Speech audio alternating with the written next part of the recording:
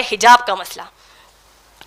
اللہ سبحانہ تعالیٰ نے قرآن مجید میں سورہ نور سورہ نمبر 24 آیت نمبر 30 اور 31 اور سورہ احزاب سورہ نمبر 33 آیت نمبر 59 میں اللہ نے واضح طور پر بتا دیا کہ مسلمان عورت ان مردوں کے سامنے، ان غیر محرم مردوں کے سامنے آنگ پر پہنے ہوئے کپڑوں کے ساتھ ان کے سامنے نہیں آ سکتی جس سے وہ زندگی میں کبھی بھی نکاح کر سکتی ہیں. غیر محرم کا مطلب ہی وہی ہوا کہ زندگی کے کسی بھی موڑ پر جب آپ کسی سے نکاح کر سکتے ہیں ان کے سامنے مکمل سر سے لے کر پاؤں تک ڈھانک لینا فرض ہے ہم پر.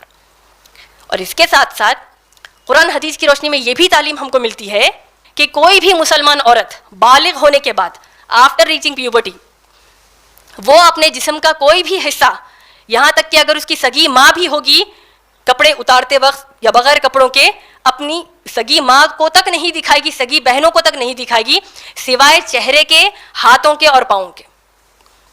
باقی کا جسم کا حصہ وہ صرف اپنے شوہر کو دکھا سکتی ہے. تو یہ دو بنیادی باتیں ہم کو معلوم ہونے ضروری تھے. اب آپ دیکھیے، مسلمان عورت پر اللہ نے حکم لگایا ہے کہ جب وہ اپنے گھروں سے باہر نکلیں، یعنی جب کبھی غیر محرموں کے بیچ میں وہ جائیں یا گھر میں بھی اگر وہ رہتی ہیں تو اپنے سینوں پر چادریں ڈال دیں، سینوں پر اوڑھنیاں اوڑھ لیں اور اپنی زینت کو جان بوجھ کر نہ دکھائیں. اور اپنی زینت کو وہ کس کے سامنے دکھا سکتی ہیں؟ اللہ نے ایک فہرست اس میں بتائی ہے. سگے باپ کو دکھا سکتی ہے، سگے بھائی کو دکھا سکتی ہے، سگے ماموں کو دکھا سکتی ہے، سگے چاچا کو اپنی زینت دکھا سکتی ہے. جیسے عام طور پر ہم زینت اختیار کرتے ہیں. کس کو نہیں دکھا سکتے؟ سگے خالو کو زینت نہیں دکھا سکتے، بغیر حجاب کے نہیں آ سکتے. اسی طریقے سے سگے پھوپا کو نہیں دکھا سکتے، اسی طریقے سے سگے بہنوئی کو بھی نہیں دکھا سکتے. سورہ نور کے ضمن میں ہم کو یہ سمجھ میں آتا ہے. اس کے علاوہ جب عورتیں گھر سے باہر ضروریات زندگی کے لیے جب باہر جاتی ہیں تو اب اللہ نے سورہ احزاب کی آیت نمبر 59 میں حکم دیا کہ جب تم اپنے گھروں سے باہر نکلو اور غیر محرم مردوں سے اگر تمہارا آمنا سامنا ہو تو اپنے آپ کو جلباب جیسے کپڑے سے مکمل سر سے لے کر پاؤں تک ڈھانک لو. کیسے کپڑے سے؟ جلباب جیسے کپڑے سے. اور جلباب جیسا کپڑا کیسا ہوتا ہے؟ موٹا کپڑا ہوتا ہے، یا نہیں تو کم از کم ایسا ہو کہ آپ کا جسم مکمل اس سے ڈھک جائے اور اگر اس پر روشنی بھی پڑے تو آپ کے اندر کا لباس نظر نہ آئے اور نہ ہی آپ کا جسم کا کوئی حصہ نظر آئے. جو انشاءاللہ میں اپنے آپ کو دکھا کر یا میری جتنی بہنیں یہاں میری طرح برقع پہنی ہیں یہاں آڈینس میں دکھا کر بتا سکتی ہوں کہ انشاءاللہ ہم لوگ سورہ احزاب کی آیت نمبر 59 کے ضمن میں انشاءاللہ حجاب کر رہی ہیں. تو یہ حجاب 2 آیتوں کے ضمن میں ماشاءاللہ ہم نے سمجھ لیا. اس میں ایک مزے کی بات آپ کو بتا دوں یا اس کو ایک دلچسپ بات آپ کو بتا دوں، وہ یہ ہے کہ اسلام میں مرد کے لیے ہم اس کا اپوزٹ کیا لیتے ہیں؟ عورت. جبکہ اسلامی اعتبار سے مرد کا جو جوڑے دار فیمیل ہے وہ دراصل عورت نہیں ہے. کیوں؟ کیونکہ عورت کا بنیادی معنی ہے کوئی ایسی چیز جس کو چھپا کر رکھا گیا. تو اسلام نے عورت کی اتنی عزت کی ہے، اتنی عزت دی ہے کہ اس کو مکمل غیر محرم مردوں کی نیتوں سے چھپا کر رکھا. بھیڑیوں کی شکل میں جو چند مرد ہوتے ہیں جو اپنی ہوس کا شکار عورتوں کو بنانے کی کوشش کرتے ہیں، اس سے اللہ نے عورت کو محفوظ کر دیا. اسی لیے ہم کو عورت کہا گیا ہے ماشاءاللہ. اسی اعتبار سے حجاب کے ضمن میں دوسری اہم باتیں بھی آپ سب کو یہ بتا دوں کہ جیسے کہ اللہ نے سورہ احزاب کی آیت نمبر 59، یہ آیت کو آپ ضرور انشاءاللہ گھر جا کر ایک بار کھول کر پڑھیے. اللہ نے کیا فرمایا آپ جانتے ہیں؟ اللہ فرماتے ہیں یا نبی، اے نبی صلی اللہ علیہ وسلم کہہ دیجیے اپنی بیویوں کو، اپنی بیٹیوں کو اور مسلمان عورتوں کو کیا حکم دیا؟ حجاب کا حکم دیا کہ اپنے آپ کو سر سے لے کر پاؤں تک مکمل ڈھانک لے جلباب جیسے کپڑے سے. تو اس آیت کی اہمیت کیا ہے آپ جانتے ہیں؟ اللہ سبحانہ تعالیٰ نے یہ حجاب کا سخت حکم اللہ کے رسول محمد صلی اللہ علیہ وسلم کی بیویوں کو دیا ہے، اللہ کے رسول محمد صلی اللہ علیہ وسلم کی بیٹیوں کو دیا ہے اور اللہ کے رسول محمد صلی اللہ علیہ وسلم کے زمانے کی مسلمان عورتوں کو دیا ہے اور پھر ہم کو بھی دیا ہے. تو اگر ہماری کوئی مسلمان بہن یہ کہے کہ میرے دل تو صاف ہے، میرے دل میں کوئی برائی نہیں ہے، سامنے والا جو سوچا سوچے لیکن میں تو شریف ہوں، تو یہ نظریہ بالکل بے بنیاد نظریہ ہے. کیوں؟ جب اللہ نے پاک دامن عورتوں کو حجاب کا حکم دیا ہے تو آپ اور میں کس کھیت کی مولی ہیں؟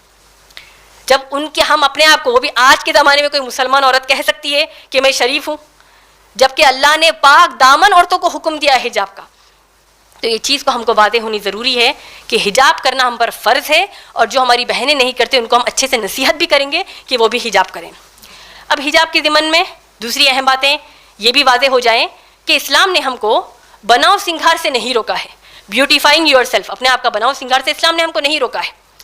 جبکہ آپ جب سنن نسائی کی حدیث پڑھتے ہیں، حدیث نمبر 3233، اللہ کے رسول محمد صلی اللہ علیہ وسلم نے خوب مسلمان بیویوں کو ابھارا ہے کہ وہ اپنے شوہروں کے لیے خوب بن ٹھن کر رہیں، یعنی بناؤ سنگھار کریں، اور جب شوہر کو اپنی طرف راغب کریں، کیونکہ یہ اس کا عمل اس کو جنت دلا سکتا ہے. ماشاءاللہ اللہ کی عبادت ہو جاتی ہے، سبحان اللہ. اور عورت جب بناؤ سنگھار کرے تو وہ ان اپنے مرد رشتہ داروں کے سامنے بناؤ سنگھار کے ساتھ آ سکتی ہے جس سے وہ زندگی میں کبھی نکاح نہیں کر سکتی. سگا باپ ہو، سگا بھائی ہو، سگے ماموں، سگے چچا، ایسے رشتوں کے سامنے وہ بناؤ سنگھار کے ساتھ آ سکتی ہے. لیکن غیر محرم رشتوں کے سامنے وہ حجاب کے ساتھ ہی، جلباب والا حجاب، یعنی سورہ احزاب کی آیت نمبر جو 59 ہے اس کے ضمن میں جو حجاب آیا ہے ویسا ہی اپنے خالہ زاد بھائی، چچا زاد بھائی یعنی کزنس کے سامنے بھی حجاب کرنا ہوگا، ان کے سامنے بھی بناؤ سنگھار نہیں کر سکتے. یہ ایک چیز ماشاءاللہ ہم کو سمجھنی ضروری تھی. اس کے علاوہ اسلام نے ہم کو جو عام طور پر مسلمان عورتیں ہماری بہنیں آئی بروز کے بالوں میں جو چھیڑ چھاڑ کرتی ہیں، اللہ کے رسول محمد صلی اللہ علیہ وسلم نے سختی سے منع کیا ہے کہ کوئی بھی عورت اپنے آئی بروز کے بالوں میں کوئی چھیڑ چھاڑ کرے خوبصورتی کے نام پر.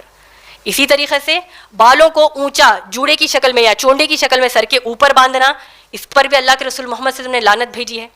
اسی اعتبار سے اللہ کے رسول محمد صلی اللہ علیہ وسلم نے کہا کہ عورتیں ٹیٹوز نہ بنائیں، جو آج بڑا عام ہے، جو پہلے زمانے میں بھی بڑا عام تھا، ٹیٹوز نہ بنائیں. اور اسی طریقے سے اپنے دانتوں کے بیچ میں اسپیسنگ نہ کریں، یا دانتوں کو کچھ ایسا نہ کریں جس سے دانتوں کے بیچ میں سان آئے جس سے کہ خوبصورتی آ جائے. یہ بھی اس سے بھی ہم کو منع کیا ہے. اس کے ساتھ ساتھ اللہ کے رسول محمد صلی اللہ علیہ وسلم نے حدیث میں فرمایا کہ کوئی مسلمان عورت کو چاہیے کہ وہ جب اپنے گھر سے باہر نکلے تو خوشبو کا استعمال نہ کرے. جو عورت گھر سے باہر نکلتی ہے خوشبو لگا کر، ہیا الزانیہ ہیا الزانیہ ہیا الزانیہ، وہ زانیہ عورت کی طرح ہے، وہ زانیہ عورت کی طرح ہے، وہ زانیہ عورت کی طرح ہے. یعنی اللہ کے رسول محمد صلی اللہ علیہ وسلم فرماتے ہیں کہ جو مسلمان عورت خوشبو لگا کر گھر سے باہر نکلے، شی از لائک اے پروسٹیٹیوٹ، نعوذ باللہ. تو یہ چند باتوں کا اہتمام ہم کو حجاب کی نظر میں رکھنے ہیں، اور کسی بھی قرآن اور حدیث کی تعلیم کو نظر میں رکھتے وقت سوچئے ضرور. آج کے حالات میں شاید ہمارے لیے کچھ مشکلات شیطانی وسوسوں کی شکل میں آئے، انسان کے کسی دوسروں کے وسوسوں کی شکل میں آئے کہ یہ حکم کو میں کیسے بجا لاؤں، یہ حکم تو ایپ والا حکم ہونا جا رہا ہے. جیسے کہ جوائنٹ فیملی میں دیور جیٹ کے سامنے تو بآسانی نکل رہی ہوں، لیکن اب میں کیسے حجاب کیسے کر لوں؟ تو سوچیے آپ، اللہ نے سورہ احزاب کی آیت نمبر 6 میں کیا فرمایا کہ میرے نبی تمہاری فکر اور تمہاری محبت، جو تم اپنے آپ کی فکر اور محبت کرتے ہو اس سے بڑھ کر نبی تم سے محبت کرتے ہیں. سبحان اللہ. یعنی میں جو اپنے آپ سے محبت کرتی ہوں، اپنی آپ کی جو فکر کرتی ہوں، اس سے بڑھ کر اللہ کے رسول محمد صلی اللہ علیہ وسلم مجھ سے محبت اور میری فکر کرتے ہیں. آپ جو آپس میں ایک دوسرے کی یعنی خود کی جو فکر اور محبت رکھتے ہیں، اس سے بڑھ کر محمد صلی اللہ علیہ وسلم ہم سے محبت اور فکر رکھتے ہیں. تو لہٰذا کسی بھی اسلام کی تعلیم، چاہے وہ حجاب ہو، چاہے وہ نکاح کا کوئی مسئلہ ہو، طلاق کا کوئی مسئلہ، کوئی بھی اسلام کا مسئلہ ہو، ہم کو انشاءاللہ واضح ہونا چاہیے کہ ہم وہی بن جائیں گے جو صحابہ صحابیات رہتے تھے، اطیعوا اللہ و اطیعوا الرسول.